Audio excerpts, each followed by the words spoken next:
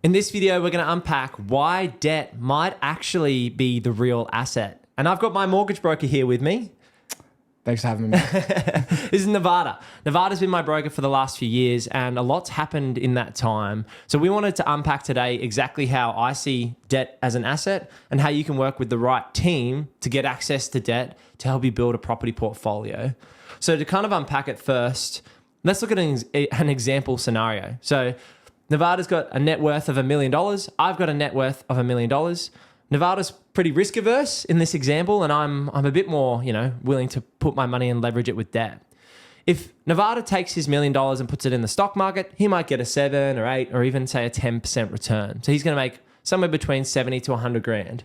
Whereas if I put my money into property, typically you can get that 5x return. So what does that mean? What does that 5x mean? It means we're holding an asset base of $5 million.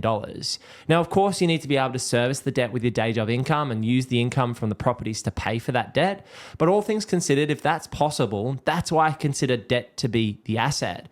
It's because you're now holding a $5 million portfolio with that $1 million of net worth, so 20% as an LV, or 80% if you flip the LVR.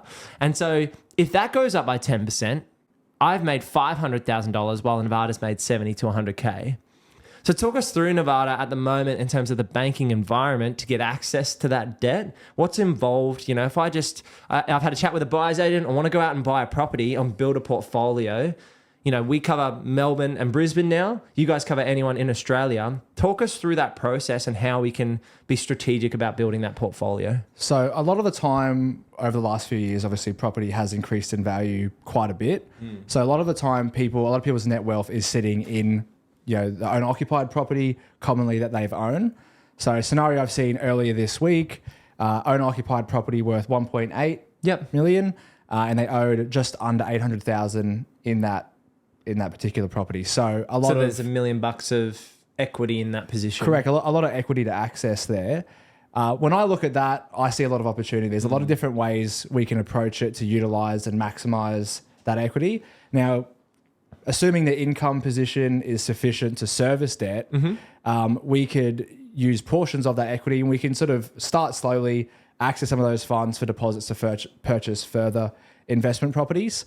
And even often the conversation with clients who are more risk adverse and not so much Luke-like. I like my debt. Only good debt. A lot of the conversation stems from a lot of time, how do we get to no mortgage faster?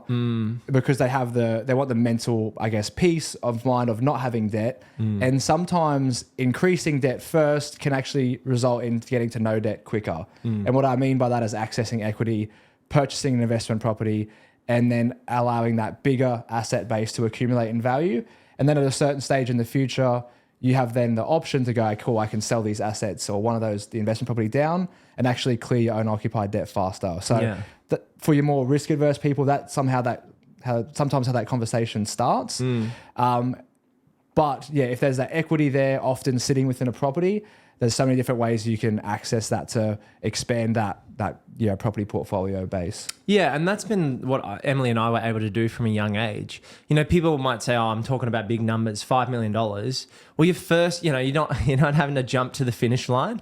And so what I've known from experience and I worked with CBA directly, some not so good brokers that almost stuffed us up on a few deals through that journey. And then obviously finding you guys was amazing for myself and the team because that trustworthiness to get you to that next level. People ask me, "Oh, how did I go from 5 to 10 million?" And now it's not quite public yet, but I bought another couple $1 million worth of properties and this will all be on YouTube very soon. So with the latest 3 purchases that I've done, it's that snowball effect. So if you can start where you're at and it's only going to be a 600K property, we can buy you a 600K house in the greater Melbourne region. And if you only have the servicing for that one, but if you can do a bit of value add or you can earn a bit more at work, that's where you can actually go from 1 to 2 and build a portfolio. So it's not going to be a quick thing with your mortgage broker. But one of the biggest things is that you guys are, a growing business. You and I are a little bit on the younger side than some of the other operators out there, but we're experienced in our space. And so that's where I'm seeing a lot of interest on the buyer's agency and the broking space. We're going to be around for 2-3 decades as businesses where we're at age-wise. And so that means you want to journey with a buyer's agent, journey with a mortgage broker to go from 1 to 2, 2 to 3. And if you are more risk averse, then you can sell down some assets. That's right. And one of the big benefits of my role is I see the ins and outs of people's financial circumstances, and a lot of often unique circumstances. Yeah. And I've literally seen examples where we've helped people, and most people are pretty eager to buy their first property, just to own, get a foot in the door, foot in the market, live the Australian dream. Often live in that property is sort of the goal. Yeah. And there's a little bit more apprehension when it comes from expanding the portfolio from there. But I've seen real life examples of helping people sort of just been able to get into the market pre-COVID, acquire that property, and we're literally just scratching in on being able to get that loan, have that increase in value. And that same person that I'm thinking of now upgrading the family home and also being able to acquire an investment property in that time. Because they took action. That's right. They got in where they could, at the level they could at that particular time.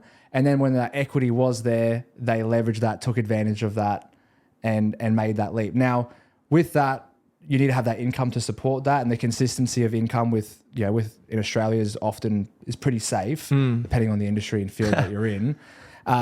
But that's the key part to it, is get in where you can, and then when that equity is there, make the decision that suits your risk profile on, okay, there's a big difference between getting an investment property at 500K or 600K versus getting an investment property at 1.2 million. If you're a little bit more risk adverse, maybe go on the lower purchase price if you still want to look into that.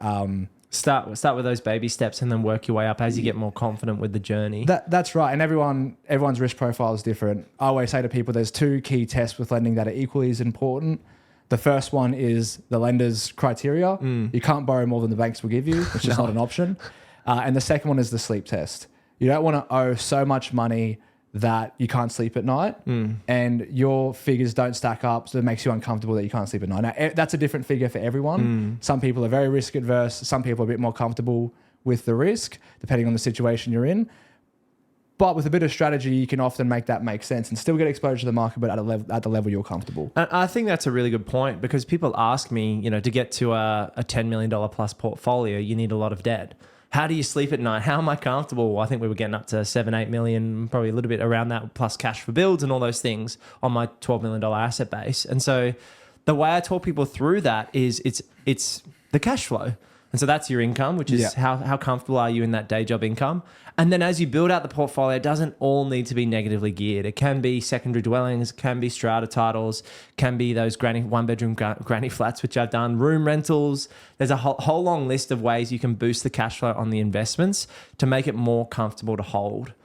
And so I see, one of the big things I see is with this debt conversation is mums and dads, where mum might be having a child, first, second child, or more. If, that's not happening a whole lot these days. But when people are planning for children, that means they're going to go down to one income. And so my opinion as an investor, a chartered accountant, a buyer's agent, personally, is that when Emily and I had the opportunity to get that access to the debt, that was why I think it's an asset, because it's accessing that debt is only for that limited time window. Whereas I can find you good deals every day of the week, I think. As a buyer's agent, we're looking at hundreds of properties. Pat, one of my managers today, sent me a deal and I'm like, I could buy that again. But it's, do you have the capacity to do that acquisition and fit your mid to long-term vision? And so when people are looking to have a kid, that's a big time before that to assess the situation. And could we get access to this debt, which is really an asset, because we won't be able to access it again? And that's why I really think debt is an asset. And business owners understand that too. There's going to be years where, the P&L is looking good, we're paying a lot of tax. That's the year to potentially have a chat with the mortgage broker. Be very strategic, maybe take on some lending. And then if you're going to have a year where you run a lot of expenses through your business and a growth trajectory of your business, then you might maybe less aggressive in acquiring anything. That's right. And you want to, the timing is like you said, the medium to long-term goals. The timing of that is a key component. You don't need to go and buy 4 properties in 12 months. No. You can gradually accumulate and grow a portfolio over an extended period of time and take on that risk as you see fit. Like when I sit down with someone, and if I see someone with a lot of car loans, a lot of credit cards, and they're really maxing themselves out with personal debt, there's always a little bit of a concern there, especially when they're running themselves really close. And the concern there is that they're not giving themselves enough breathing room when it comes to making those repayments if something were to go wrong. That's a risk. On the flip side of that, when I see a couple sitting, high income households, a lot of expendable income, not much personal debt going on, pretty good with their money in a nice owner-occupied property that has a lot of equity in it, and they're not doing anything with that opportunity. It in that situation often feels like a little bit of a missed opportunity as well. Yep. So it's about getting that balance right between those two circumstances and what suits your personal comfort level, I think. So if you're in a situation where you have a lot of expendable household income, a lot of equity in the property, not a bad idea considering, getting into the market at the level that you're comfortable. Because the reality is what I find, and one of the benefits I found personally within property investing is you tend to spend that money when it's not, like I tend to just, it goes to something. It goes somewhere. Yeah. Not to say that you still save money and all that sort of stuff, but you tend, if you don't have a plan with the funds, it tends to go to holidays or whatever it may be. Property Collectors' can be a way. cars. Yeah, that's it.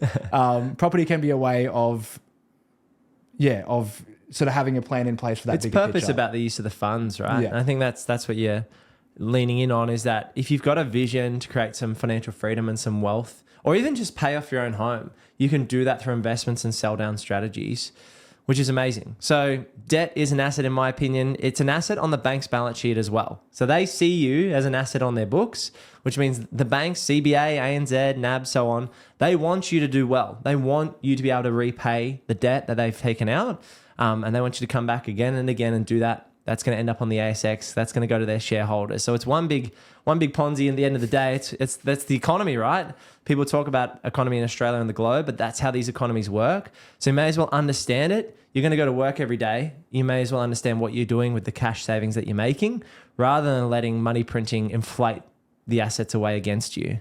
So if someone's wanting to get started, what's the best place to book in a chat with yourself or the team to get the ball rolling on the mortgage broking front? They can look at our website, cubeloans.com.au, or you have that booking link that people can book a chat in directly with myself. Amazing. Again, you don't need to be ready to do something. If you just have some questions or want to run some scenarios, we can just have a chat. Yeah, and the good thing is once your broker's got the information like they've got mine, you can hit them up regularly, give them updated information, and they can give you quite a good assessment of where you're at.